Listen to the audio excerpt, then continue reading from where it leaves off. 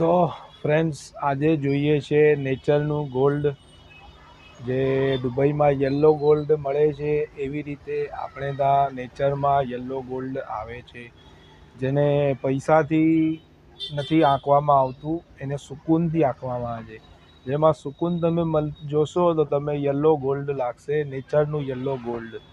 તો આવો જોઈએ આ વૃક્ષને, અને બહુ સરસ વૃક્ષ છે.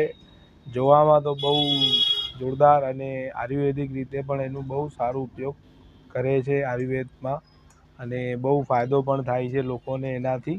તો આવો જોઈએ વૃક્ષને. તો ફ્રેન્ડ્સ, અમે આ જોઈ રહ્યા છીએ ગરમાળાનું વૃક્ષ.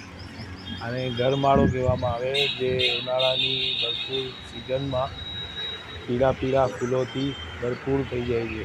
આ છે કુદરતનું ગોલ્ડ. હા હા, શું સીન છે, જબરજસ્ત સીન. એક્ઝેક્ટ અમારા શોપની સામે જ છે, અને સીન બહુ જોરદાર છે. આખા વોકવેનું જે આકર્ષિત કેન્દ્ર છે એ માત્ર ને માત્ર આ વૃક્ષ છે. બહુ જબરજસ્ત વૃક્ષ છે. એ આજથી લગભગ 8-10 વર્ષ પહેલાં લગાવેલું હતું, જ્યારે વોકવે બનાવવામાં આવેલું હતું.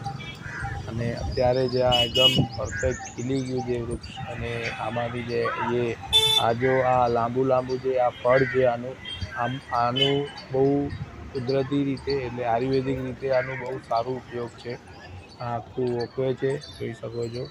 આ સામે આપણી shop Gayatri bakery cake shop, રામનગરથી સતનામ સાક્ષી સર્કલથી ડાબે વળી જાઓ, અને મશાલ સર્કલથી રાઈટ વળી જાઓ, વચ્ચે આપણી શોપ. આ બહુ જોરદાર સીન છે. શું સીન, કોઈ મૂવીથી ઓછું સીન નથી લાગતું. પણ આ રિયલ છે, નેચર છે.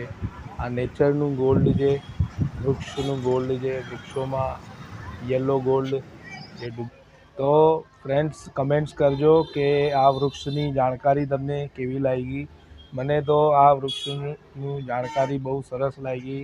અને આ વૃક્ષનું તમે ઉપયોગ કરશો, જો કશે દેખાય તો આનું ફળ જે છે આ કબજીમાં યુઝ થાય છે. જો કબજી થઈ ગઈ હોય તો એનો ઉપયોગ સારી રીતે કરવામાં આવે છે. એનું તમે થોડુંક આયુર્વેદિક ડૉક્ટર પાસેથી જ્ઞાન લઈને એનો ઉપયોગ કરજો, જાતે જઈને ઉપયોગ કરતા નહીં.